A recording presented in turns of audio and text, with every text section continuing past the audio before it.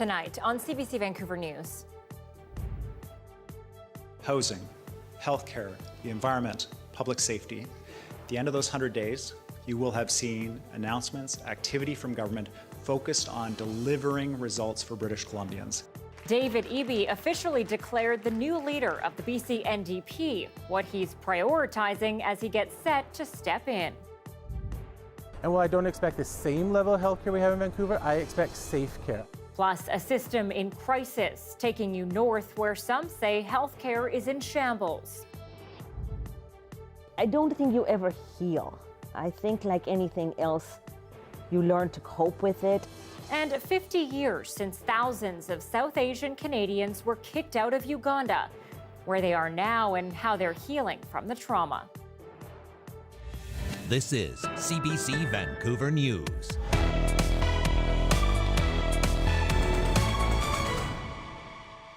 Good evening and thanks for joining us. I'm Anita Bathe.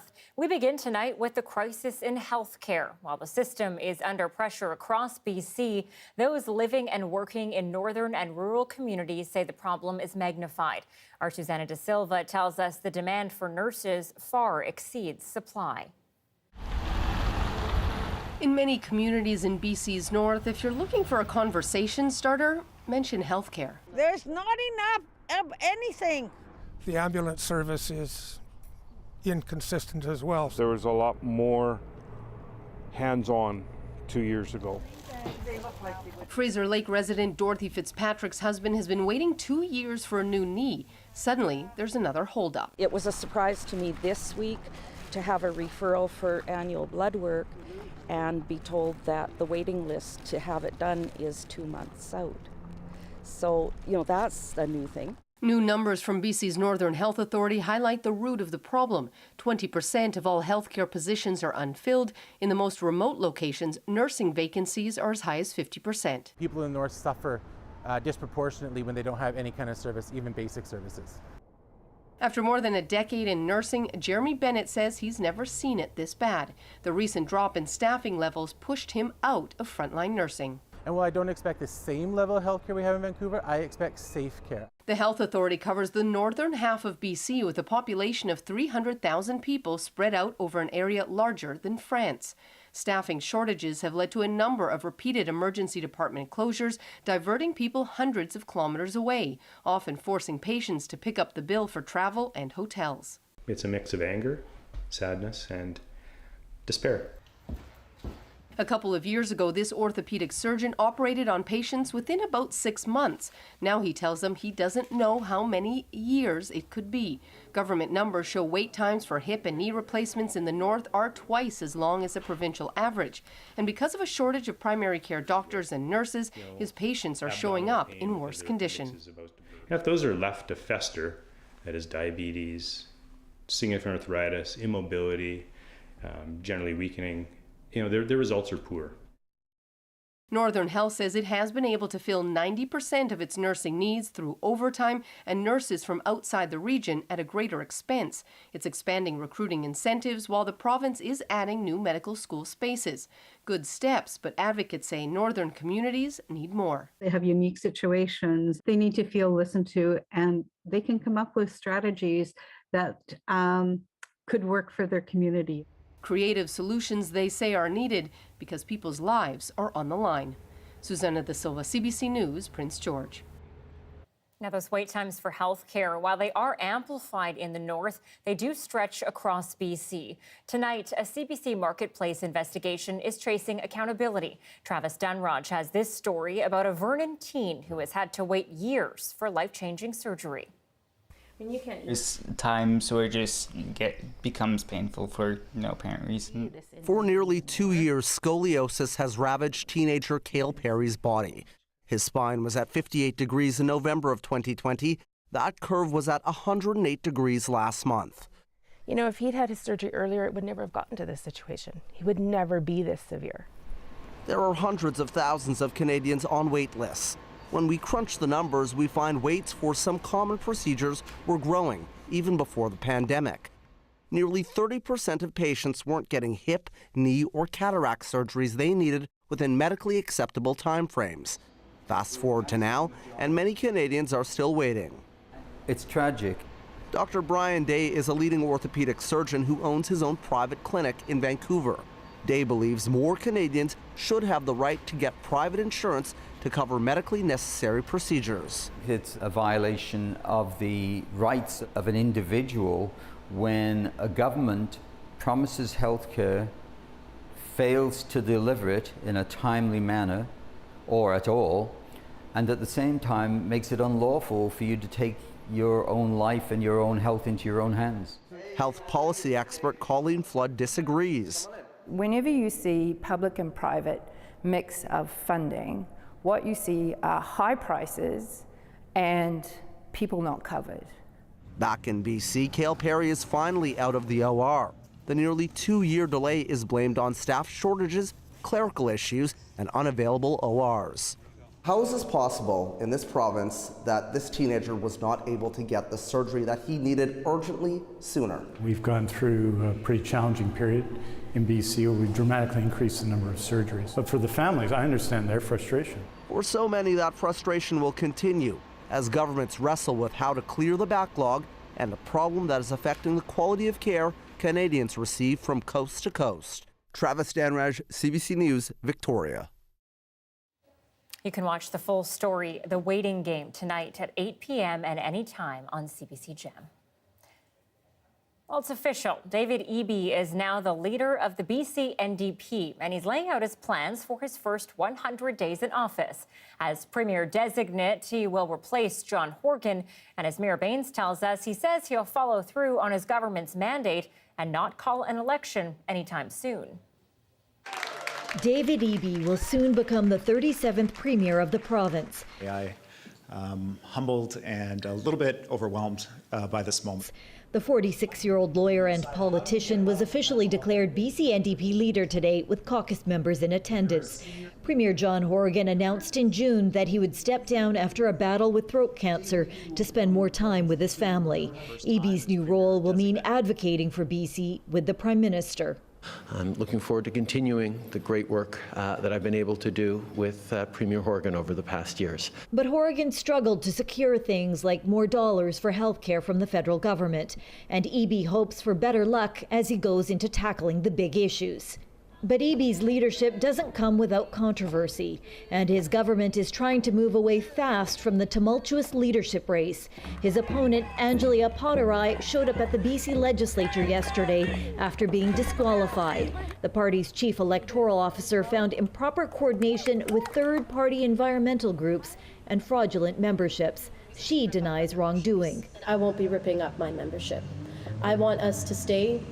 But this Potterai supporter says he wants his $10 membership fee back from the BC NDP after joining in September.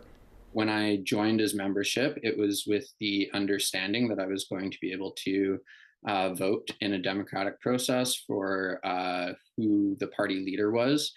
And that's now not happening. Eby's message to Potterai and her supporters today. And those young climate activists who are committed to that issue, you are a vital part of the future of our party. I welcome you. I want to work with you. Still, it remains to be seen how many will take that olive branch and whether the party introduces more robust climate action policies. Eby says he's eager to get started. Mira Baines, CBC News, Victoria. And Surrey Mayor Doug McCallum has officially conceded to Mayor-elect Brenda Locke. McCallum initially conceded on election night and congratulated Locke and incoming Surrey councillors. But earlier this week, McCallum's Safe Surrey coalition issued a statement saying there were fewer than 1,000 votes between him and Locke. The party's legal advisors were exploring grounds for a judicial recount, but today the coalition issued another statement saying, upon further review, it is no longer pursuing a recount. Well, 3 people have been charged with arson to a motor vehicle and 1 count of possession of stolen property after the shooting death of Vishal Walia at the University Golf Course near UBC earlier this week. The message to the public should be clear. This was another brazen daytime shooting, which IHIT has worked diligently and effectively to bring to charges. The BC Prosecution Service has confirmed that Bilraj Basra, Iqbal Kung, and DeAndre Dion Sylvan Baptiste are jointly charged. The national handgun freeze comes into effect today, and Prime Minister Justin Trudeau was in Surrey to make the announcement, surrounded by a family of gun violence victims and advocates. We've seen too many examples of horrific tragedies involving firearms. The PM says limiting the number of handguns in the country will make communities safer. Starting today, people cannot buy, sell, or transfer handguns within Canada, and they cannot bring newly acquired handguns into the country. Handguns were used in 59% of violent crimes involving firearms between 2009 and 2020. We'll continue working together with provinces, territories, Indigenous communities, and municipalities to build safer communities free from firearm violence. The news comes as many communities in the Lower Mainland continue to grapple with gang-related gun violence. This freeze is part of Bill C-21, which is currently before the Parliament. Vancouver's newly elected mayor and school board have vowed to bring liaison officers back to schools. It's a campaign promise that reverses a decision from last year. And as John Hernandez reports, some parents say the program leaves marginalized youth feeling intimidated. In a campaign rooted in public safety, Ken Sim and his ABC Vancouver slate plan to bring police back to Vancouver schools. When we spoke with residents, the vast majority of them wanted the school liaison program back. An election promise the mayor-elect says is also based on personal experience. I had a really dear friend who by grade 10, he ended up in a gang. He had to pick a fight with me. And we still liked each other. And did the cops ever fix that? If it wasn't for the school liaison officer, I would have been in a lot of trouble. But it's a move that will undo a recent and successful campaign to disband Vancouver's school liaison officer program. There's been a movement across not only Canada but North America to really remove police from schools. Last year, the Vancouver School Board voted 8-1 to remove SLOs. The decision came after an independent report found students had a range of experiences with liaison officers, ranging from supporting trusting relationships to some finding them intimidating and unwelcoming. Students who identified as Black or Indigenous were more likely to mention them as symbols of larger concerns, including racism, oppression, and abuse of power. Parker Johnson was among parents who were vocal against the program. I think it's quite problematic given that there was consultation and a decision was made last year for them to be removed. A sentiment echoed by members of the District Advisory Council. We've heard from kids and parents who have felt that their kids were being monitored or surveilled, as opposed to appropriate interventions, which is really where the money should be going. But those in law enforcement are hopeful the program's reinstatement can help build stronger relationships between youth and police and deter gang recruitment. Having that relationship with these kids and building that rapport is imperative and crucial to building a healthy future for these kids and keeping them away from a criminal lifestyle. A decision that will soon be in the hands of the ABC Vancouver Majority School Board, which will hold its first meeting next month. John Hernandez, CBC News, Vancouver. A new toxic drug alert system has launched in the Fraser Health region this week. The new system pushes text alerts about toxic drugs that are circulating in the community to anyone who has signed up. Managed by the BC CDC, the alerts come from information given by first responders, the BC Coroner Service, and community partners. People can also anonymously submit information. This system is really meant to enhance communication across the region and realizing that substances, the drug toxicity is widespread and it's highly variable across our region. And so this is hoping to increase information sharing in a more rapid manner. The text alert program is already running in Interior Health and is set to expand province-wide. Meanwhile, police are warning the public that a batch of high-potency fentanyl is circulating in North Surrey. A couple of divers had a special visitor in the waters off West Vancouver yesterday. Take a look. The two were enjoying the subnautical scenery at Ansell Point when the curious harbor seals came to say hello. The seals spent time investigating the divers' flippers, following them through the water and playing with sinking leaves. While they were careful to give the seals ample space, they say the friendly pups just couldn't stay away.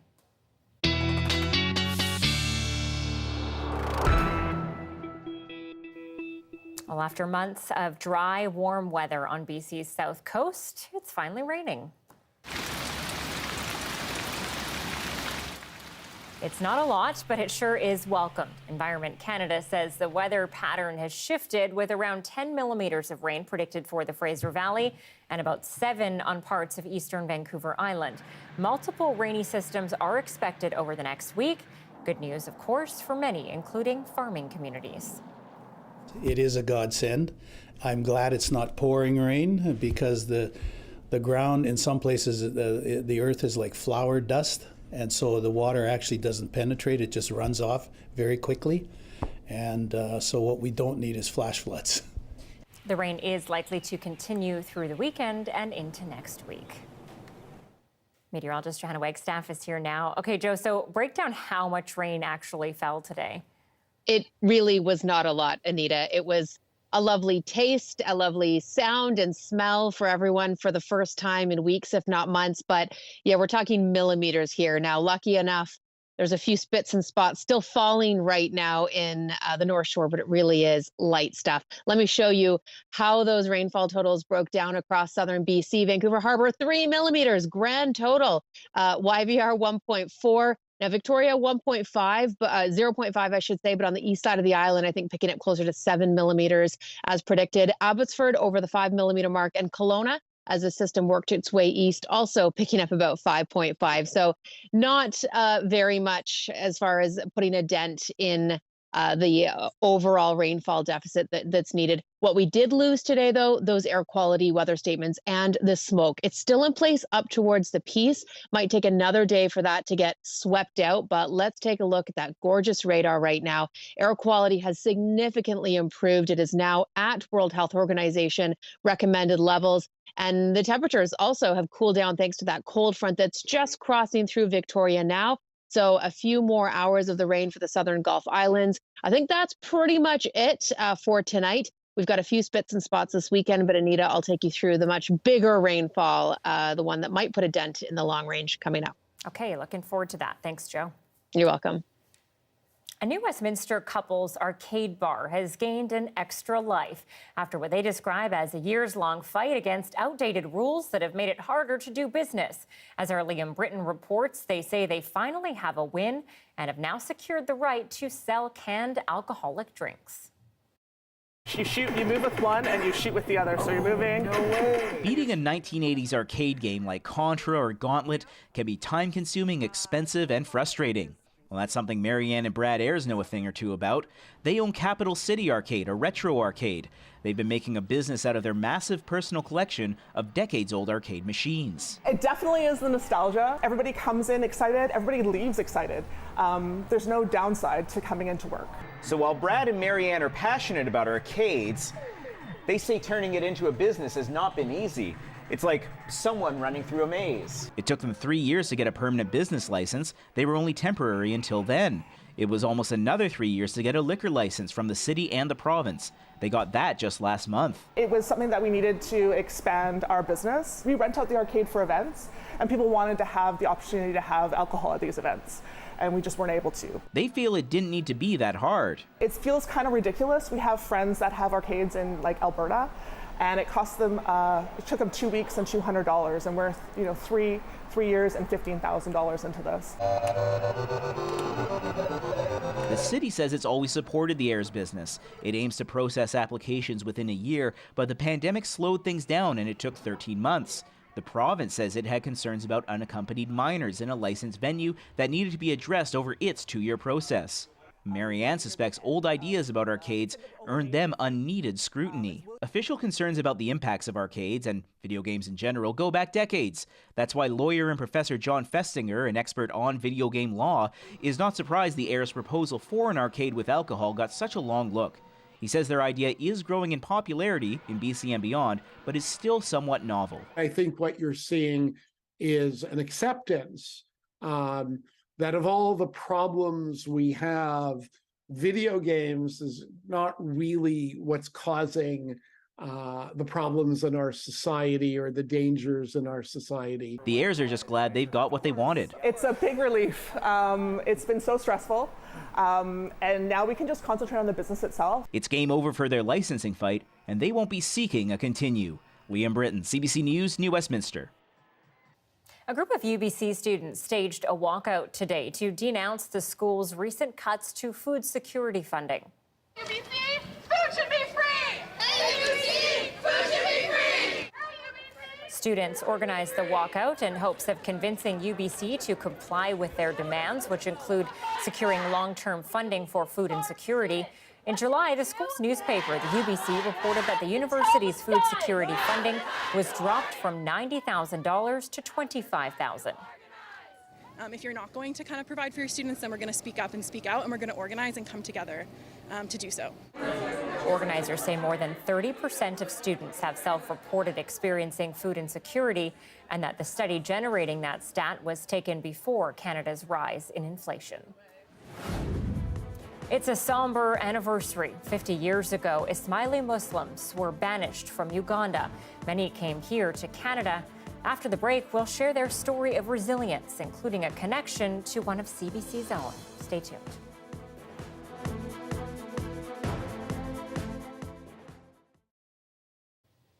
Well, welcome to our commercial-free live stream. Thanks for staying with us. For the 75th anniversary of its founding, a Montreal-based company is being honored with a new postal stamp. With their state-of-the-art simulator, CAE has changed the way pilots around the world are trained. Kate McKenna had a chance to give one a try. On the terrestrial versus We're unfortunately on the grass. If you've flown recently, your pilot was probably trained in one of these. They're flight simulators built in Montreal, and now they're being honored with a new Canada Post stamp. I think there is a lot of pride for us to be featured on this stamp. I feel like it really roots us in our Canadian heritage as a Canadian company born right here in Montreal.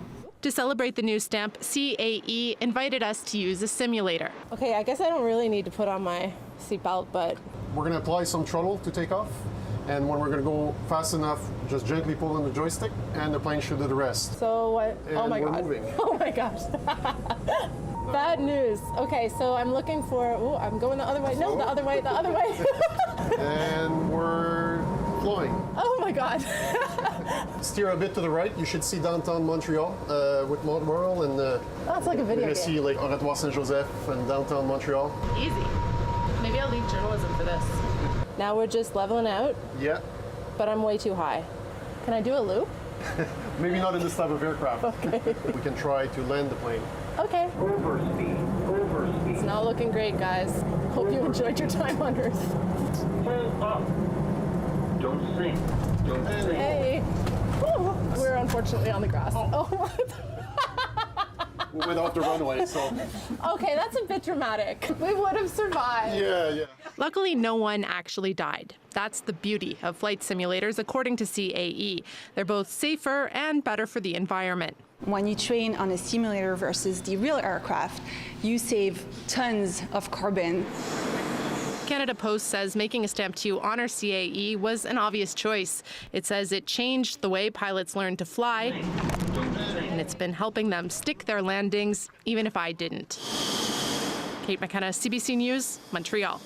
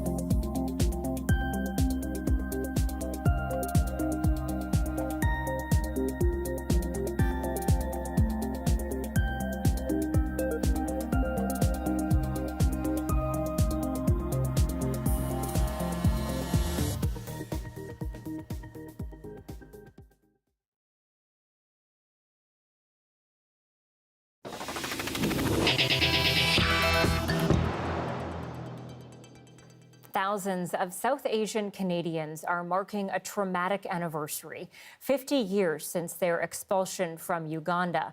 The CBC's Zara Premji's family and community survived that ordeal, starting over in Canada. This is their story.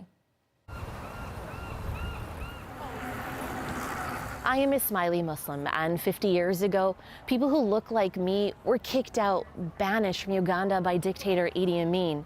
My mother was there when it happened, and I've been hearing the stories of just how brutal it was my whole life. And so I wanted to meet those who came to Canada and began my community here. One coffee, anybody for tea? Perfect. Thank you. We were 3 generations Ugandans. My mother was born there, and I was born there. So I was an automatic Ugandan citizen. Shuffled among a lifetime of photos and mementos, one stands out. This was a liberation dinner. Salim Ahmed shaking hands with Idi Amin, then known as the liberator of Uganda. For me, I've grown up hearing the stories of Idi Amin, and I can't imagine what it's like to now look back at this. When I look at it, my blood boils because, all the memories about the lives that were lost there, people who lost their lives because of what things that he did, and for why. This is at the store. Salim and his wife Layla were successful store owners in the capital Kampala. These have been harsh and terrible days for the Indian merchants. Until 50 years ago, 1972, when Amin announced all South Asians must leave the country. He wanted a pure Uganda. President Idi Amin has broken the Asian stranglehold on his country's economy by booting out the Indian and Pakistani nationals. I want to see that the whole Kampala street is not full of Indians. It must be proper black, and administration in those shops is run by the Ugandan. Tens of thousands expelled, many left with little and 90 days to get out.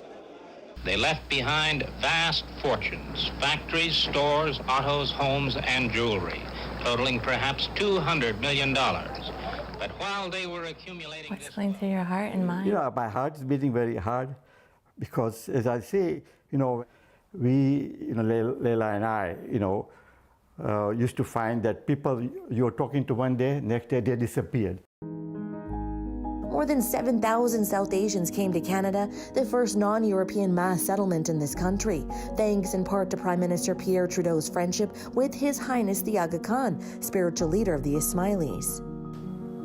The couple started their life in Vancouver with 30 British pounds each. 2-3 jobs together like weekends, and just to make ends meet. I've never seen you overcome with emotion. What does it feel like reflecting right now? Very, very thankful. What struck me most while hearing those stories was that some countries initially refused entrance to those expelled, while Canada was one of the countries that sent pilots to get people out.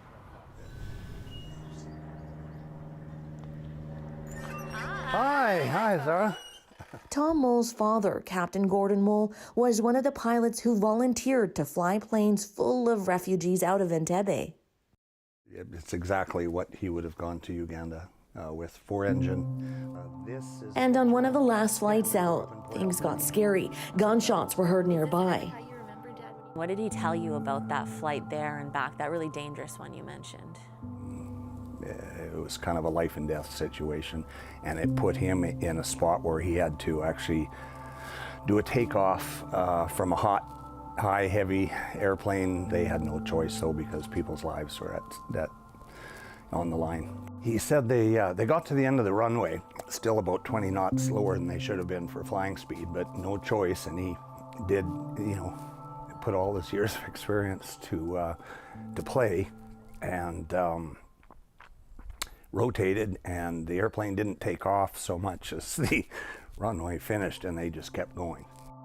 Tom's father received a citation of bravery from Prime Minister Stephen Harper in 2013 for his role in the evacuation before passing away 3 years ago. Sorry, it's a bit emotional for me. It just worked out. Once those planes safely landed in Canada, new lives could begin. I had convinced myself that I would never make it out of Uganda alive, and my father had to wrench me away and force me into the car. Nazanin Ramthula was 17 when the evacuation order was made. 40 years later, she wrote about it in this book. How do you heal from there? You know, I don't think you ever heal. I think like anything else, you learn to cope with it, and some memories will fade and others will stay. It was therapeutic, catharsis, cathartic, I don't know what you might say, but I've written about it and it's over. Like, let me put that away. There's me. Nazanin went back to reclaim some of her family's assets in the 90s, her old homeland scarred by years of civil war.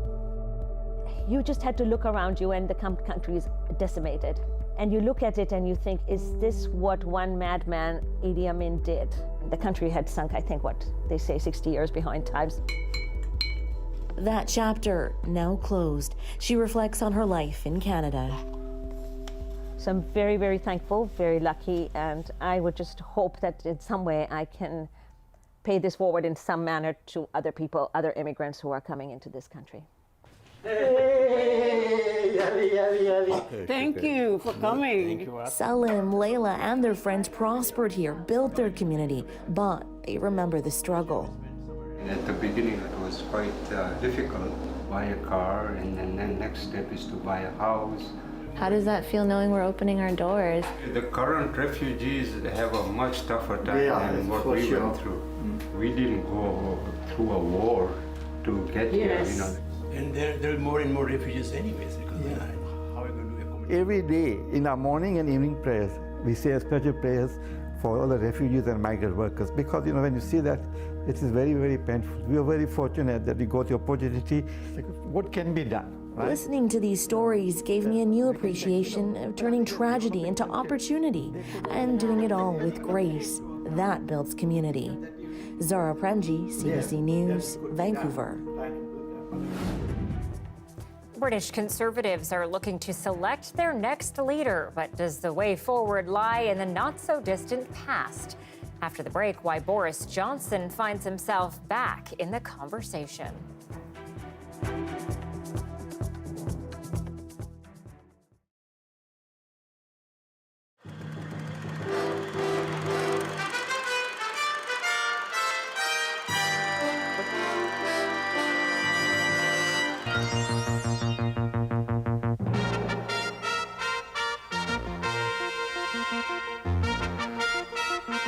The National with Peter Mansbridge. Good evening. British Columbians are choosing a new government today. Bill Vander Zalm, fighting his first election as the province's new social credit premier, is up against the NDP's Bob Skelly, who's also leading his party into the fray for the first time. The styles of the two men could not be more different, and it's that difference that was central to the campaign. Karen Webb reports. The choice given to BC voters today is clear. Do they want a popular, smiling premier who has built his platform on the twin planks of hope and confidence, but who has promised them little else? I'm betting that people want another style of government. Or do they want the intellectual Bob Skelly, leader of the New Democrats, who sees a better future in terms of more spending on social programs and job security for working people? We're fighting for the seats that we hold, and we're fighting for some that we don't hold at the present time, and we feel that we can win in enough seats in this province to form the government. There it is. Done. Of the two leaders in this election, only Premier Bill Vander Zalm has written down his prediction for today's vote, not to be opened until after the polls closed. The polls opened at 8 this morning. Both parties have been working hard to make sure their voters turn out. The NDP because they're behind in the polls, and the Socreds because they're worried their supporters might take victory for granted. British Columbia is the only province with both 1- and 2-member ridings. In 17 of the province's 52 ridings, the voters get to vote twice. Candidates who come first and second both win seats. See, none of them have a full address on them. Now, I don't have any money, so I'm out of luck there. Well, you can't buy your way in, you know. I better go get those cards. Have you nothing with your local address? Bill Vander Zalm found out the hard way what it's like to vote without proper identification. But eventually, he did vote. I feel as relaxed. I could start all over again. It wouldn't bother me a bit. I feel like $1 million. No problem. It wasn't clear sailing for Bob Skelly either. He doesn't live in his own riding and had to cast an absentee ballot. It won't be counted until November. Well, I think we've done a good job during the campaign, and I think we can win. Liberal leader Art Lee had no trouble voting at all. Thank you. If social credit wins tonight, it will be a dramatic reversal in political popularity. As little as 6 months ago, the NDP was way ahead in the polls. Then Bill Bennett retired. Bill Vander Zalm won the leadership convention, and he's been riding a wave of personal popularity ever since.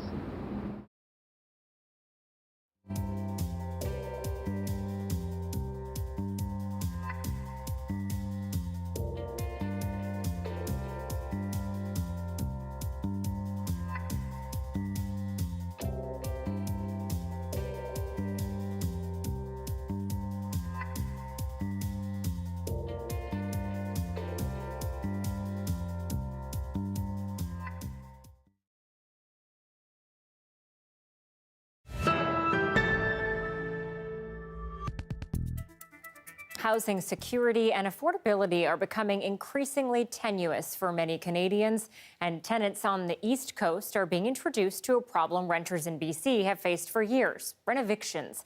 Shayna Luck has more on how the trend is spreading across the country. Nova Scotia recently started tracking rent-evictions. It's recorded 86 applications to rent-evict this year. But those are only cases where tenants and landlords took their dispute to the official regulator. It's difficult to say how widespread rent-evictions really are because many of them happen informally. Many are like Amanda Salzman's, under the radar. After she and her husband got a rent-eviction notice earlier this year, they wondered if they should contact the tenancies program and fight to stay. But then a relative offered them a rental flat. They said we could fight it, but did we really want to fight it if we had a better place? So we just let it go. An informal rent-eviction means there's no official record of what happened. So what may be tracked at the provincial level may not provide that full comprehensive picture of what's going on with tenants who are living in their homes and being pushed out. Housing advocates like Bahar Shadpour say it's often already vulnerable people who are being rent-evicted, and understanding the scope of the issue also means going beyond numbers. A lot of these folks are being pushed to the peripheries of their cities, further away from where employment opportunities are, where their kids might be growing up in neighborhoods where they have friends. This past summer, Statistics Canada began gathering information about evictions. It said it needs to understand an issue that seems to have increased during the COVID pandemic. But for now, no one seems to know exactly how many renters have had their lives altered in this way. Shayna Luck, CBC News, Halifax. Well, hockey season is upon us, and in rinks across the country amid the Hockey Canada crisis, it's a very new season. CBC's Gareth Hampshire takes us to Nova Scotia, where the game is being implemented with some different measures. Even before they lace up their skates, players in some minor hockey associations will notice a new approach to the game this season. The Halifax Hawks require all team members to sign a pledge before they play, focusing on respect with a commitment to report any wrongdoing. Across the province, in minor hockey and female teams, the rule mandating 2 adults to supervise each dressing room continues as another step. There always has to be 2 people in the dressing room at all times, and that we can't allow children or adults to go unsupervised on either end. Coach Phil Power expects volunteers doing the job to step in if there are any issues. The game's under more scrutiny than ever over Hockey Canada's handling of sexual assault allegations, including against players of the World Junior team that played in Halifax nearly 20 years ago. Along with change it says is needed at the highest levels of the sport, Hockey Nova Scotia says work needs to be done to change the culture of the game. And it's going to be working with the province to develop sexual violence resources for its leagues and teams. We've been working through Sport Nova Scotia with regard to modules that help educate coaches, team leaders, anyone that's involved in any type of sport within the province with the organization. The aim is to offer the programming to leagues and teams within Hockey Nova Scotia. For the kids, once they get a certain level, they need to maybe take a course in what this violent means, so it doesn't happen again. So, yeah, at all levels, and everybody needs to be held accountable for what they do. June Craig doesn't see the same issues at younger levels in the game and says Dartmouth Whalers deserve credit for the way they're helping kids improve on and off the ice. Hockey Nova Scotia is hoping to offer its new programming later this season, as it says the safety of its members and the community are a top priority. Gareth Hampshire, CBC News, Halifax.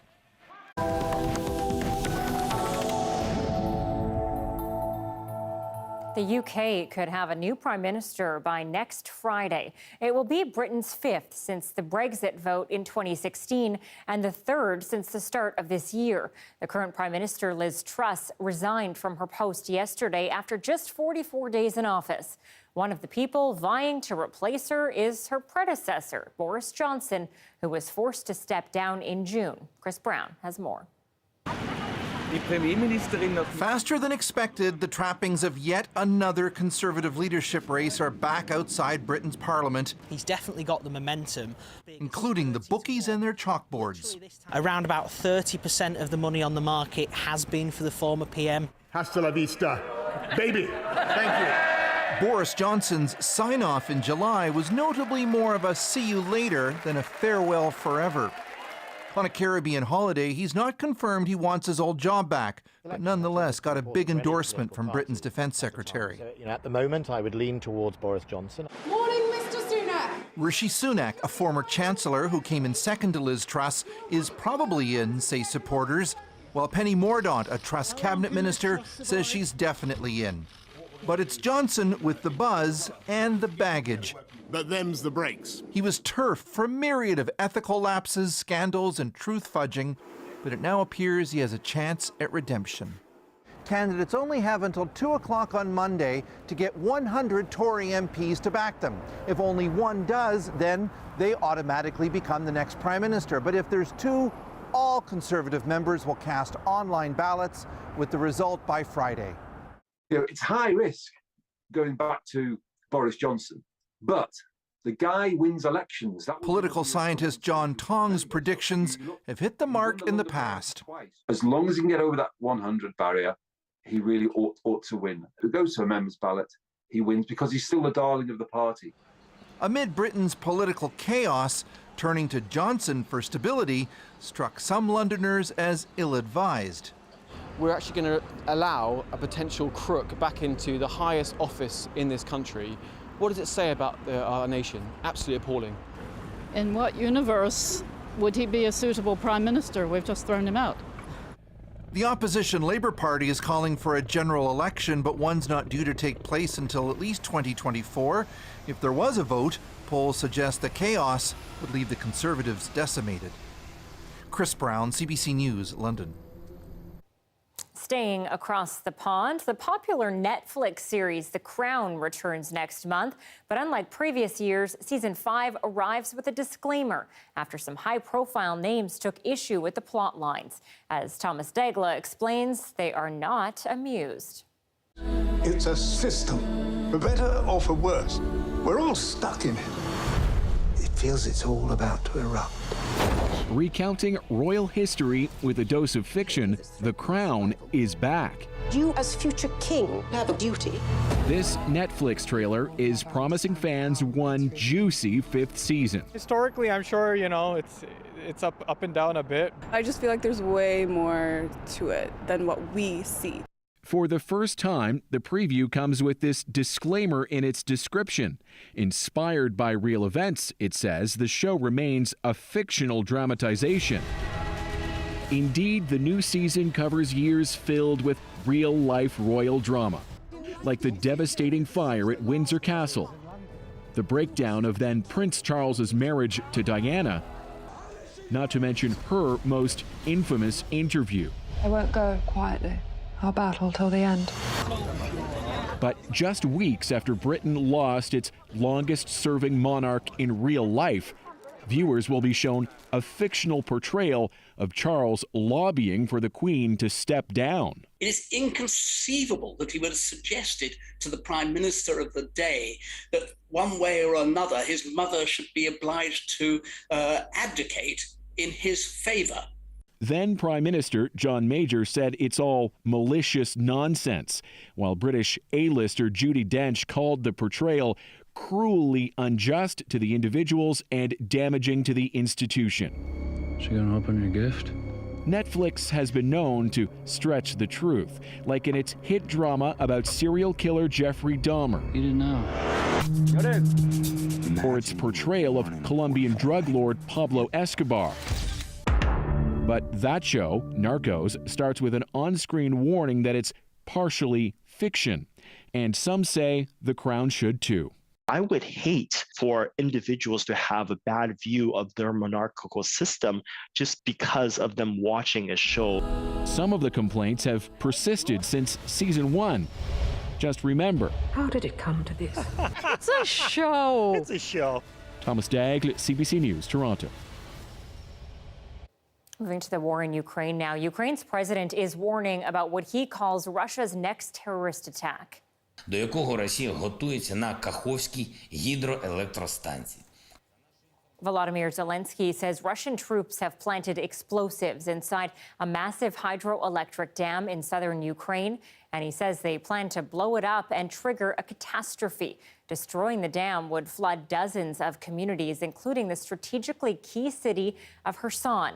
Zelensky is not giving any proof. The warning came as Ukraine plans to push back Russian forces from the region. Russian-installed officials have been evacuating people from the area.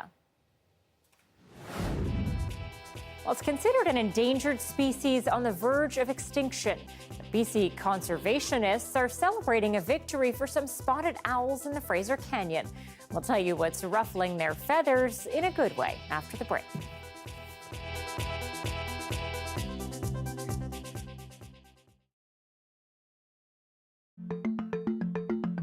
Well, I'm Robert Irwin. I'm a very passionate wildlife conservationist from here in Australia. My family and I own and operate Australia Zoo and a charity called Wildlife Warriors, and we support conservation initiatives across the world. I'm also a very passionate wildlife photographer. G'day and welcome to Australia Zoo. I've heard that you grew up in Australia Zoo, so can you tell us a bit about what that means? Like, did you literally grow up alongside monkeys and tigers? Yeah, it's true, exactly. Yes, yeah, pretty much exactly that. I think it's probably every kid's dream growing up in a zoo, especially somewhere like this. I've always been just free-ranging from the time I was knee-high to a grasshopper. You know, I've always lived such an exciting life. Waking up to the sound of tigers roaring right in your backyard, it never gets old. Oh, look at our gorgeous little tiger cubs. Aren't they just awesome? As someone who also loves wildlife photography, I know that for every great shot, there are hundreds that just don't work out. So can you tell us about a time when you missed or messed up what could have been a great photo? Where do I begin? Where do I start? There's so many photos like that. Okay, I'll tell you, this was a very sad one. This was one that haunts me to this day. I'd been tracking down this pair of these birds, these palm cockatoos. This is an animal that people, I mean, they spend their entire life trying to get photos of these things, right? I set up my camera, I waited, I watched them as they flew in to a nesting pair. They come back out again. They're sitting on either side of this hollow with nesting material, like in their beaks, looking at each other. The light is perfect.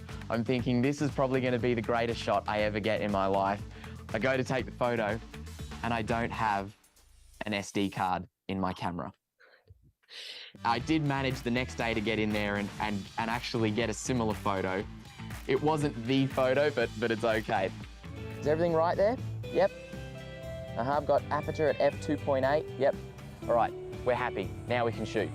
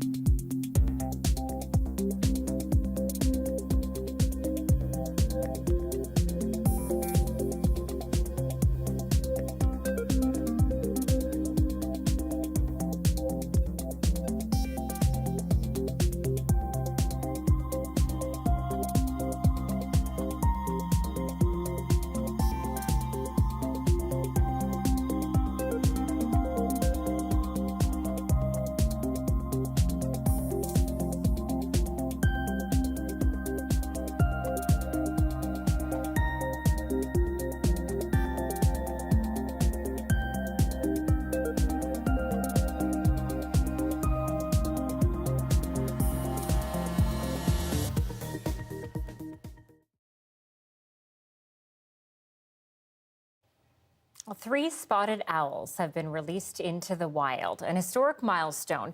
Now, before their release, there was only 1 spotted owl left in the wild in BC.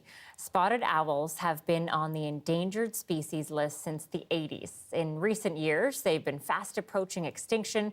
The rare birds are considered an umbrella species, meaning the health of the spotted owl population is indicative of the health of the ecosystem. The birds were part of the provincial spotted owl breeding and release program run in partnership with the Spuzum First Nation. Ones that were born in 2020 and 2021, still young enough that they hadn't been super habituated into breeding, and then their particular genetic makeup made them better candidates for being release options. The Rehabilitation Centre plans to release 20 more spotted owls next year. Anyone who knows me knows I'm a sucker for birds, but especially Yes, you owls. are. They're so cute. They really are. Yeah, the big owlets, that's right, are just so fluffy and adorable. And we needed that good news story, I think, on a Friday. I hope one day I get to see one in the wild. Actually, one of these trees behind me is home to a pair of barred owls, not on the endangered list. But yeah, every once in a while they come out attracted to the light for our show, and such an eerie call. So yeah, I'll try and grab footage for you, Anita, next time, because yeah, they are just the cutest. Okay, temperatures out here are on the chilly side. I've kept my jacket on. The drizzle has left, but let me show you what the current temperatures look like across the southern half of the province. 10 in Osoyoos right now, 9 for Abbotsford, and a 9 in YVR, but that is dropping quickly. And look at our afternoon highs over the next few days. Yep, haven't seen those temperatures that low in weeks, if not months. That's been the other side of the story, the lack of rain, but also the warm temperatures. So we are back down to our seasonal of 10, 11 for this time of the year. Wanted to pause you tomorrow morning, 7 a.m. Slight chance of seeing a stray shower pass through before some sunny breaks. And then again tomorrow afternoon, we might see some convection behind this cold front. Generally, though, dry next couple of days until Sunday night. That's the next system. And look at the accumulated rainfall, just sweeping that rain in. Wanted to take you right through to Wednesday night to give you a sense of just how much rain is coming. So we are worried about flooding once we head to sort of the Wednesday, Thursday mark. A little mini atmospheric river will be better at honing those numbers in early next week. But what a contrast, Anita. So enjoy those 2 sunny days, and remember how much we needed this rain. Once we get through next week, we could be talking 100 millimeters by the end of next week. So it's all over. And if you haven't yet, this is the weekend to dig out the rain gear and clear the storm drains, Anita. Oh, you know, I've already got it out. And I actually saw the city today clearing the storm drains this morning. So I think people are ready. Good, because it's coming. Thanks, Joe. You're welcome. Well, it is a rainy weekend staple, right up there with a cozy blanket and takeout. But while rom-coms are less dominant at the box office than they used to be, there are signs the genre is resurging. Eli Glasner has those details next.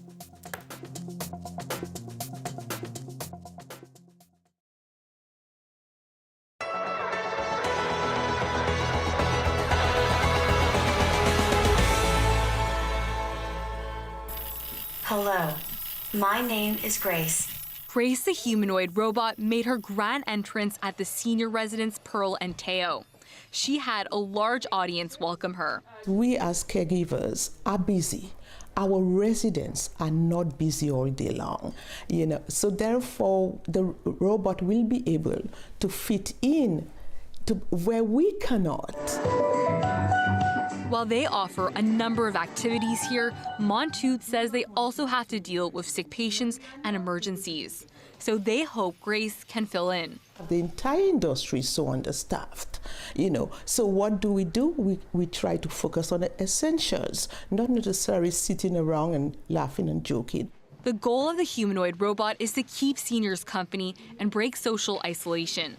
It's part of a study led by the Jewish General Hospital. I love spending time with seniors because they're so friendly and hospitable. The humanoid robot listens when people speak, then generates a response. We are hoping that the interactions with Grace could give them a space to vent, to be actively listened to. Dr. Paula Levine says the robot isn't there to replace people, but with a shortage of staff, it can fill an important gap. Now, the fact that she's able to develop language and in social interactions does not mean that this robot would have, emotions. She's able to see them, interpret them, and be empathic, but she doesn't have her own emotions. 3 seniors were chosen for the study. They will interact with Grace over 8 weeks for 30-minute sessions. What's your favorite movie and who's your favorite actor and actress?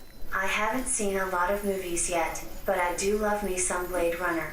Frances Greenberg is one of the participants. I think she's lovely, intelligent, well-dressed. Researchers hope the project will be successful, so it can be a model for other long-term care facilities in the future. Chloe Rinaldi, CBC News, Montreal.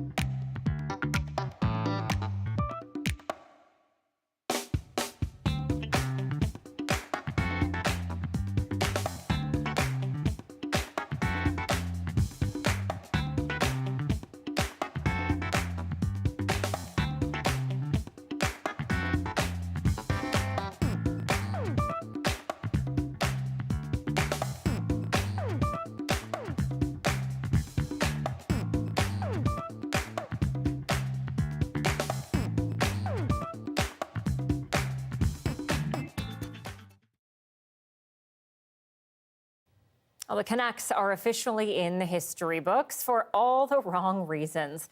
After 5 games, they are now the only winless team left in the NHL, having lost last night to the Minnesota Wild. They are now the first team ever in NHL history to lose this many games to start the year while holding leads of 2 or more goals. Still, not everyone is worried. If there's a silver lining, we can say the last 2 losses were in overtime, so maybe they're getting closer to a win.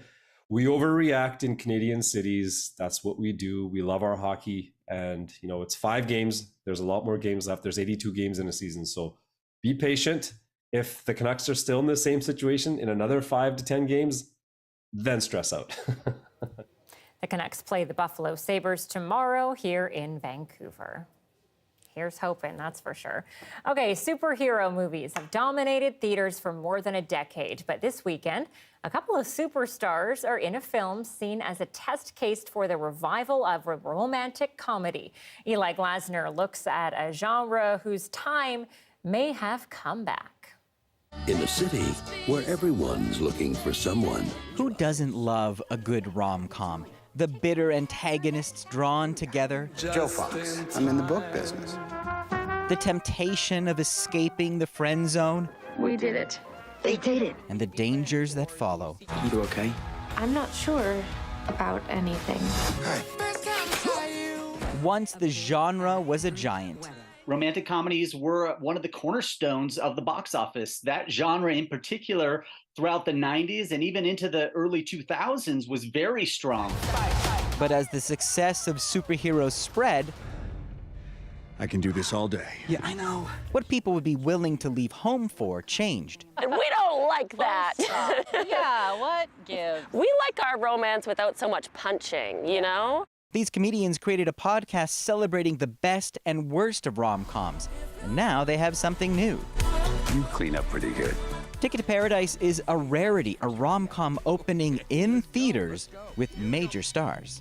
To see like George Clooney and Julia Roberts, the penultimate rom-com couple, come together on the big screen, it's huge. Excuse me, ma'am. But this weekend will be critical for lovers of the genre. Let's be honest, it is on life support. I think we really, especially right now, want human connection. This culture critic says we need rom-coms more than ever, but the industry doesn't respect them. Anything that is perceived as feminine in our society, we look down on. We think it's superficial, we think it's vapid. The fact is, rom-coms didn't die. They just relocated to streaming, with fresh faces and new stories to tell. To All the Boys I've Loved Before, that was like a really powerful story of love, not just because it was these like cute little high schoolers, but also because you saw a woman of color have agency and autonomy. Regardless of whether it's on the big or small screen, our desire to swoon over others isn't fading away anytime soon. Eli Glassner, CBC News, Toronto.